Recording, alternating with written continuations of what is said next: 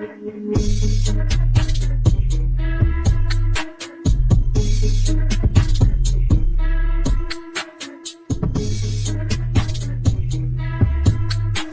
para kaum dingdonger, gimana? Sehat kan? Atau tidak sehat karena sakit hati ditinggal pacar? Iya, sabar cuy, ini ujian. Oke cuy, kali ini saya akan menceritakan alur cerita dari film Jepang yang terinspirasi dari kisah nyata, berjudul Mother, tahun 2020. Selain ada adegan pengencerotannya, film ini juga akan membuat kalian merasa emosi atau kehel pada sosok si ibu yang ada di film ini. Kalian bisa lihat sendirilah nanti. Oke, tanpa berleha-leho, kita langsung saja ke alur ceritanya. Let's go.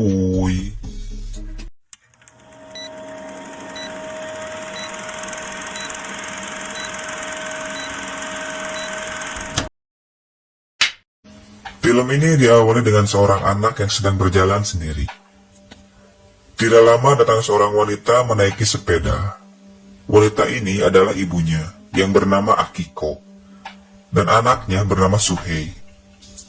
Tiba-tiba, si ibu langsung menjilat luka pada kaki anaknya dengan penuh senyuman. Mereka berdua lalu pergi ke rumah ibunya Akiko. Setelah sampai rumah, bisa terlihat kalau mereka tidak suka dengan kedatangan Akiko. Ditambah lagi, Akiko ingin meminjam uang kepada mereka. Tapi karena sifat Akiko yang buruk, mereka tidak mau memberikan uang padanya. Karena tidak mendapatkan uang, Akiko lalu pergi ke tempat judi dengan sisa uangnya. Dia lalu menghampiri seorang lelaki yang sedang menari. Pria ini bernama Ryu. Singkat cerita, Akiko lalu mengajak Ryu pergi ke rumahnya. Saat di rumah, Ryu bilang bahwa dirinya akan pergi keluar kota, dan Akiko ingin ikut bersamanya. Akiko lalu menyuruh anaknya untuk membuatkan mie. Tapi karena tidak ada gas, Akiko lalu menyuruh anaknya untuk beli mie yang sudah jadi. Saat Suhei tiba di rumah dengan membawa mie, Akiko malah asik melakukan pengencerotan dengan si Ryu. Besok paginya, Akiko lalu menemui seorang lelaki bernama Fujita. Dia adalah seorang pejabat di kota ini yang suka pada Akiko. Bisa terlihat pada saat Akiko masuk ke mobilnya, dia langsung nyosor minta dicipok. Tapi Akiko tetap cuek santuy. Di sini Akiko bilang bahwa dia ingin menitipkan Suhei pada Fujita, karena Akiko akan pergi selama 6 hari. Singkat cerita, Suhei tinggal sendiri di rumahnya.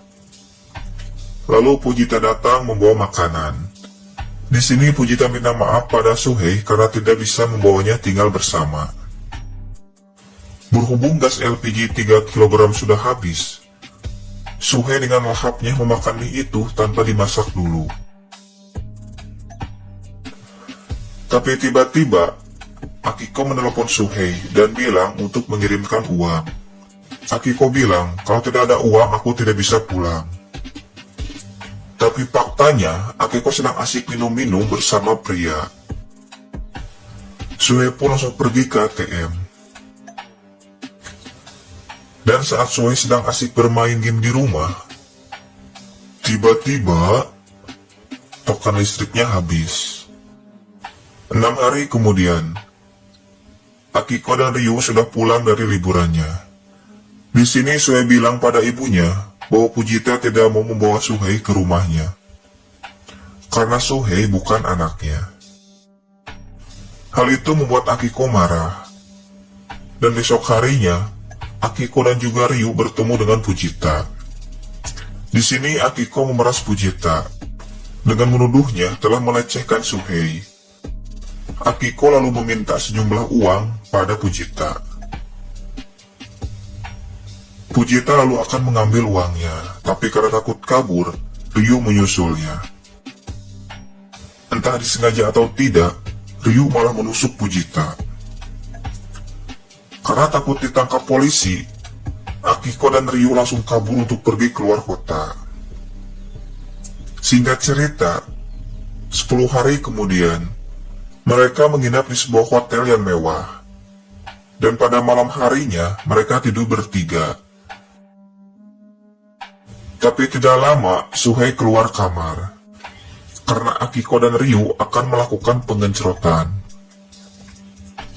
Dan mereka pun langsung gaspol. Besok paginya, ketika Akiko akan pergi keluar, lagi-lagi dia menggoda seorang pria pegawai hotel, sekaligus anak dari pemilik hotel ini. Pria ini bernama Akagawa. Akiko bilang pada Akagawa bahwa dirinya boleh mengintip atau masuk ke kamarnya kapanpun. Singkat cerita, Suhei pergi ke rumah bibinya. Di sini Suhei bilang bahwa dirinya disuruh oleh ibunya untuk meminjam uang. Tapi bibinya malah bilang kalau hutang ibumu sudah terlalu banyak. Suhei pun lalu pergi menemui ibunya dengan tangan kosong. Tapi tiba-tiba, bibinya datang dan langsung menggaplok Akiko. Lalu melemparkan uang pada Akiko sambil berkata, "Jangan pernah lagi datang ke rumahku." Singkat cerita, ketika di hotel, Suhei diberikan beberapa buku oleh Akagawa.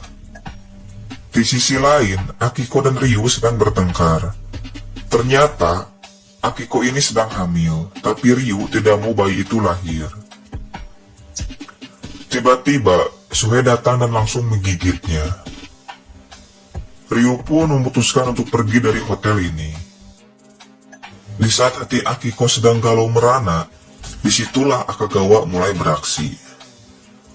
Akiko lalu menyuruh Suhei untuk beli amer, atau tuak atau cio naon lah pokoknya. Dan tidak lama, mereka langsung melakukan pengencrotan. Scene berganti ke 5 tahun kemudian. Suhei yang sudah tumbuh remaja sekarang punya adik perempuan. Sekarang mereka tidak punya tempat tinggal dan harus tidur di jalanan. Lalu datang seorang wanita. Dia lalu membawa Akiko dan kedua anaknya, dan memberikan tempat tinggal di tempat sosial. Wanita ini bernama Masako Misume. Masako Misume. Singkat cerita, Akiko akan pergi untuk mencari pekerjaan, dan menyuruh Suhei untuk menjaga adiknya. Tidak lama Akiko pergi, Misume lalu datang sambil membawa buku untuk Suhei dan adiknya. Tiba-tiba, Akiko sudah kembali pulang dan langsung marah kepada Misume. Karena menuduhnya telah memberikan pengaruh buruk pada kedua anaknya. Kampret ini emak gak tahu balas budi. Udah ditolong malah ngebacot. Scene berganti ke 6 bulan kemudian. Sekarang Suhei sudah bekerja dengan baik.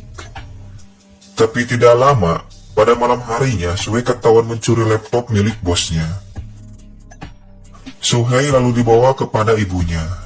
Di sini Akiko bilang bahwa dirinya yang telah menyuruh Suhei untuk mencuri, karena Akiko sedang sakit. Setelah kejadian itu, bosnya ini merasa kasihan kepada Akiko dan menyuruh Akiko untuk bekerja di tempatnya. Singkat cerita, Akiko sudah bekerja. Dan seperti biasa, saat sedang bekerja, Akiko malah menggoda bosnya ini. Dan pada akhirnya, mereka pun langsung melakukan pengencrotan. Setelah pengencrotan yang cukup panjang, Akiko lalu menyuruh Suhei untuk mencuri uang di brankas milik bosnya. Karena Akiko tahu nomor kuncinya. Singkat cerita, setelah mencuri uang itu, mereka bertiga lalu kabur, dan hidup di jalanan lagi seperti dulu. Aduh, orang mah heran kalau cara berpikir si emak iya kumaha sih jir. Akiko lalu pergi ke rumah ibunya. Bukan untuk minta uang atau tinggal ataupun minta maaf, tapi Akiko justru malah menyuruh Suhei untuk membunuh nenek dan kakeknya sendiri. Jadah, sumpah aing mah nafsu ka ieu jelema euy. Mun aya aku aing di pokona mah gitulah. Karena Suhei ini sangat sayang pada ibunya, dia pun mau melakukannya. Neneknya lalu menyuruh Suhei untuk masuk. Di sini mereka berdua sedikit lupa kepada Suhei, karena dia sudah remaja. Saat neneknya pergi ke dapur, Suhei lalu mengikutinya. Si kakek yang mendengar teriakan si nenek langsung melihat. Dan mereka berdua pun sekarang sudah punya gelar, yaitu ALM. Suhei lalu pergi dengan baju yang dipenuhi oleh darah. Lalu, memberikan sejumlah uang pada ibunya. Ibu macam apa ini Sobalur? 5 bulan kemudian, sekarang Akiko dan Suhei harus menginap di penjara. Karena Akiko dihukum selama 2 tahun 6 bulan. Dan masa penangguhan 3 tahun. Sedangkan Suhei dihukum selama 12 tahun penjara. Mereka berdua tidak melakukan banding. Dan film pun tamat. Pesan yang dapat diambil dari film ini, kita sebagai manusia harus tetap bersyukur dengan apa yang sudah kita punya. Dan memang benar, surga itu ada di telapak kaki ibu, dan kita harus patuh kepada seorang ibu. Tapi ya, kalau ibunya kayak gini yang sangat-sangat tidak waras, bukan surga yang didapat, tapi justru neraka, anjir. Oke, kalau kalian suka dengan videonya, jangan lupa di subscribe. Terima kasih. Wassalam. Ciao.